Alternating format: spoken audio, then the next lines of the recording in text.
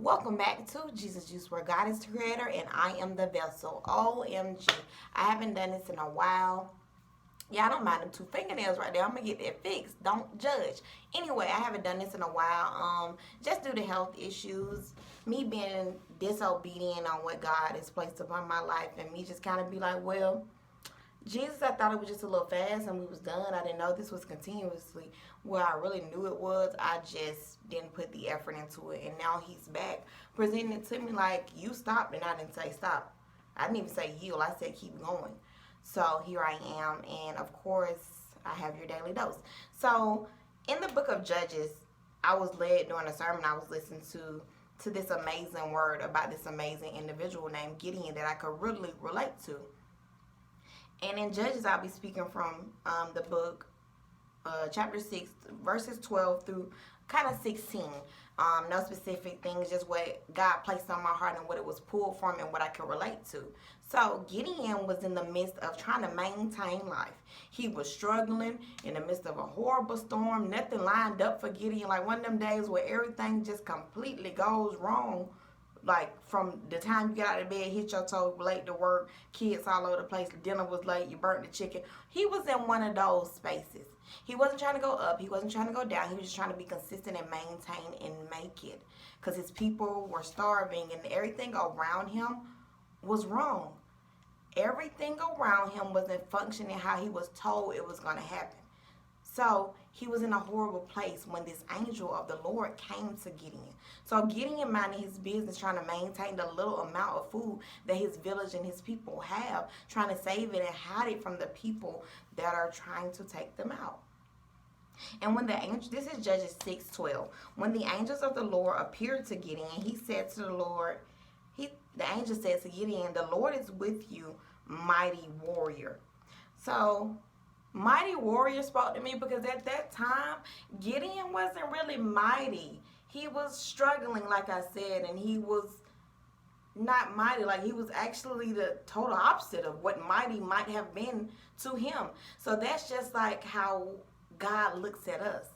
We may not think we're capable of doing what he said. We may not be the strongest person, we prettiest, smallest, tallest. We're not what we need to be for him. But God sees everything that he's placed inside of you from your mother womb, so he knows exactly you're at the place I need you to be. The struggle that you're facing is necessary because that strength that you thought you didn't have is helped maintain and keep you here this long. You haven't given up. So that's how I could really relate to Gideon, because when God called upon me, I went in mighty warrior stage. Like this wasn't where that's not. On December 25th, I had 3 major seizures. So mighty warrior just wasn't the name I was answering to. I had allowed the demons and demonic thoughts to kind of shrink me down to what God had poured upon me. And sometimes that happens when we face storms and trials. We shrink down to what God has already prophesied over our life. And we have to remind ourselves, mighty warrior is what we will answer to. Fighter, strong, entrepreneur. Strength is what he's placed inside of us. You can conquer all things that's inside of us. But see, we had got so used to listening to what our situation was, we had just adapted to it and camouflaged in it. So when God came to Gideon and said, mighty warrior, I can only imagine Gideon being like, where? Oh, me. You have to be talking to me. But see, that's the situation. In God's eyes, we're all that we need to be. And in our eyes, we're still trying to piece together where we're trying to be. But we are mighty warriors. And the angel spoke to Gideon, "The Lord is with you, mighty warrior." And of course, Gideon replied, "But if the Lord is with me, why has all these things happened to us? Like, why are we in this situation? Where are all the wonders and miracles that our ancestors spoke about? Because right now we're struggling and we're going through a pandemic and the food is low and jobs is going left and right and there's so much violence in the world. If you are Lord." So at this time, Gideon got a little sassy. He a little upset because of the situation. And I'm pretty sure we've all been in similar situations where we're upset at God, like, really, God, so you gonna do this, so you just not gonna help, you just gonna let this happen to my mom, you just gonna let this happen to my marriage, you just gonna let this happen to my kids. And really, God didn't leave He been there. And that's where Gideon's mind was at. If you're really the God that my ancestors spoke about, where are the miracles and wonders you performed? Gideon was hurt and upset and struggling. But it goes on. Gets deeper. It's good. It's good. Y'all gonna have to read this for yourself again. This is Judges. You have to go back and read it and digest it yourself. Again, I pulled what spoke to me the most.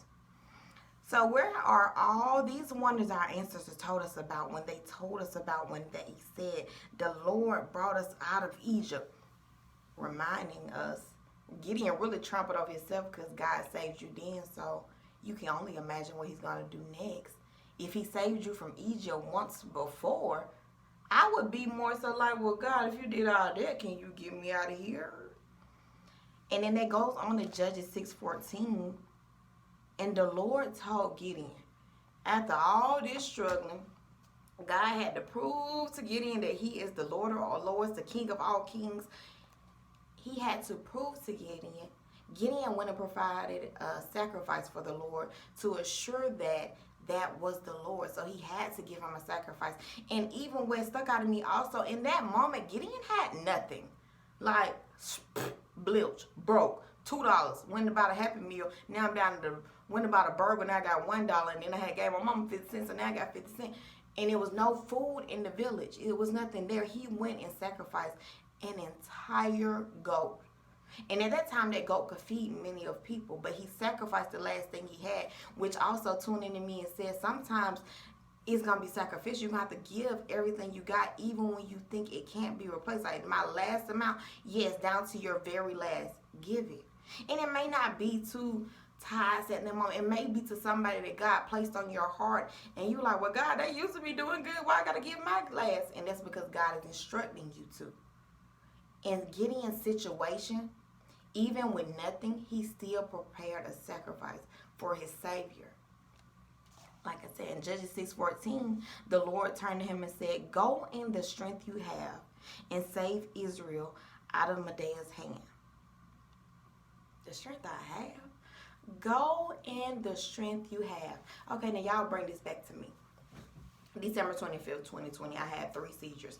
I've had epilepsy for the past 4 years. I got diagnosed with a nerve disorder 5 years ago. So I've been fighting the battle for a while, Jesus. And then it turned around and got really worse. After I was doing good, then it got worse.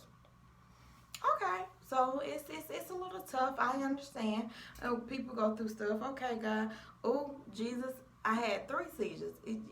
They had to put stuff in my nose to stop the seizures. I'm foaming at the mouth, Lord. I'm shaking. I can't stop shaking. Now I'm being hospitalized. Jesus, are you there? And in the midst of all this, you would think I would have been broken down, busted, and disgusted, which I was. But somewhere deep down in me, something ignited. When I left the hospital, I was hurt. I was embarrassed because that was Christmas. I was around all my family. Embarrassing, another video. But something in that moment ignited in me, and I felt like that was my go in the strength you have moment. Because I had nothing. I was weak. I was medicated. I couldn't even do nothing for my children. My husband had to do anything. But see, in that moment, it was either waddle in it or go in the strength you have. Either be in depression, be in anxiety, or pull in the strength you have. See, that sacrificial moment, that little piece that I had in me that ignited through those seizures, that ignited the next day, that ignited the following day for me to start fasting, that ignited the day after that for me to read them a little more, and then ignited the day after day for me to journal a little more, and then it started changing stuff around and deleting stuff. That was going the strength you have. These are very critical moments that we overlook because we get so depressed and we become so dependent upon blessings and quick miracles. We forget that sometimes you have to go through a little endurance and a little pain and a little stretching for God to really mold you into what he needs to do. If you ever played with Play-Doh, in order for you to be able to utilize that Play-Doh and mold it into what you do, you have to break it down and stretch it out for us to see what you're working with. I got to see what I can do with you. How far will you go? How long will you fast? How many people will you pray for before you get your blessings? How many times will you step away from people when they turn their back on you, but then they return and reach out for a question or a hand for you to help them? How many times will you answer the phone for that one friend that's been in the same situation over and over, but you continuously pray for them? How many times? How many times can I stretch you to the point where I preach healing, but I haven't healed you yet? Can you pray for healing for somebody else? This is go in the strength you have. That was my moment. And when it ignited in me, I wasn't for it. Wouldn't even lie to you. I could say, oh, when it went off in me and God wanted me to do these things and speak his word, I was for it. I couldn't even eat a bowl of cereal without trembling appropriately. I had milk everywhere. But see, in that moment, what strength did I have? I had faith. I had faith that God would heal me. I had faith that I would get through this. I had faith that I would get back to being myself. I went in the small amount of strength that I have. In the midst of all the hurt and pain, you still have some type of strength, and that God is still in there. So you must go in the strength you had. Gideon had nothing. He had nothing to lose and nothing to gain. Gideon was out here broke, busted, and disgusted. He had nothing. But God instructed him. Don't you try to pull from any ancestors. Don't you try to pull from anything else. I want you to go in the strength that you have, in the pain that you have, in the loss that you've experienced, in the divorce that you're going through, in the miscarriage that you had, in the betrayal of the church that you had. Go in the strength that you have. And you will help me relieve my people. And then Gideon, when he was like me, Gideon was like me. How you want me to do that, Jesus? When I got all these excuses, I'm a mom, I'm a wife, I got to deal with the epilepsy, I don't know when the seizure's going back. And Gideon was in the same place. He asked God, how can I save Israel when my clan is like the weakest of the weak? Like, God, we scream beans over here, they over there eating bread and biscuit sandwiches. And how can I do that when I'm the weakest in the clan? Meaning everything around Gideon was broken. No strength, no flowing vessel, nothing. Everything was weak around him. So that's where it took in his mindset, and that's what we usually do. How, God, when I never came from a mom that could go to college, and I never came from a household that experienced love, and I never came from a caring family that could carry me appropriately. But see, Gideon also had to pull from the strength he had.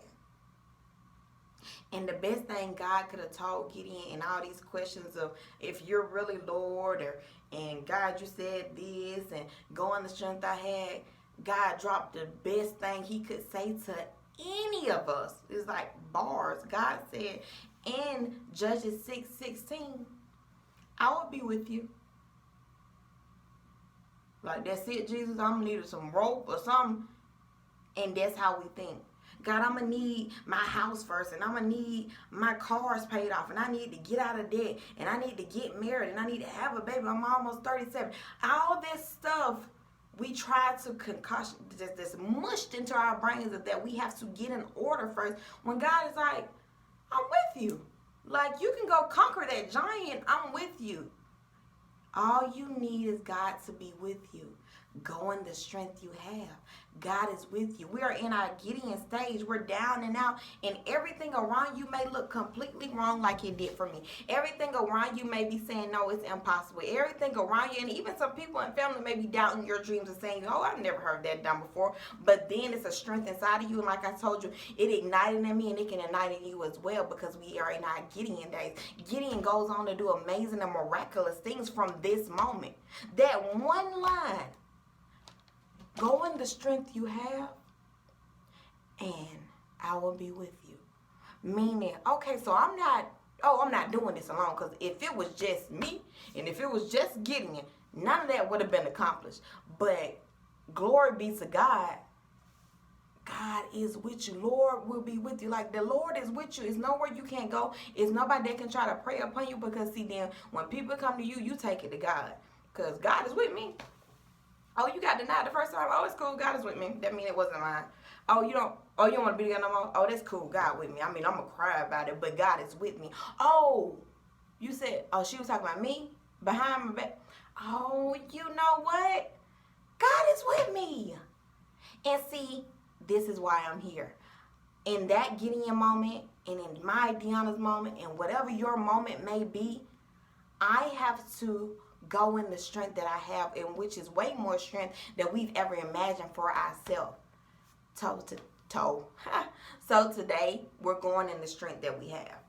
We're going to tap into it. We're going to fast. We're going to pray. We're going to listen. We're going to meditate on his word, because in order for us to go in the strength that we have to make sure that strength is unmovable and it's instilled in us, and nobody can make us swift and sway back and forth like winds. We have to make sure that we're being fed appropriately, because we have to go in the strength that we have, and that's the strength that God provided in us. And that is your daily dose. Never forget that the Lord is with you, and we are going in the strength that we have. Until next time.